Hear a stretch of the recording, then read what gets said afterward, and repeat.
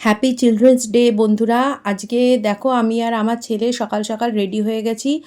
রান্নাবাড়ি সব কমপ্লিট করেই রেডি হয়েছি। এখন যাব ছেলেকে নিয়ে স্কুলে, যেহেতু আজকে চিলড্রেন্স ডে তাই ছেলের স্কুলে কিছু প্রোগ্রাম আছে, তো সেখানেই যাচ্ছি।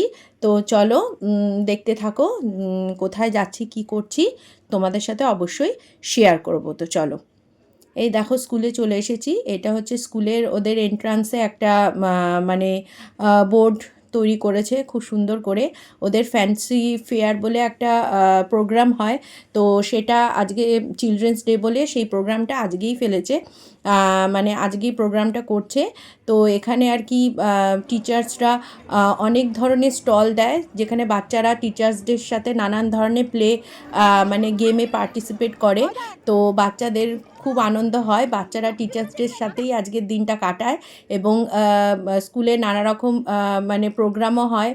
বাচ্চারা বাচ্চাদের মতো নাচ, গান, আবৃত্তি, নানান ধরনের, কেউ গিটার বাজায়, নানান ধরনের অনুষ্ঠান হয়ে থাকে। তো দেখো এখানে বাস্কেটবল বলের একটা গেম রেখেছে, সেখানে আমার ছেলে ওর দুজন বন্ধুর সাথে পার্টিসিপেট করছে। আর নানান ধরনের আরও অন্যান্য অনেক ধরনের গেমই টিচার্সরা এখানে রাখে।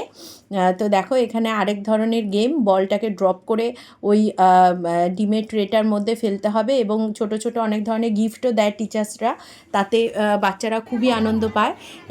এই দেখো ইনি হচ্ছে ওনাদের আমার ছেলেদের ম্যাথ ম্যাম।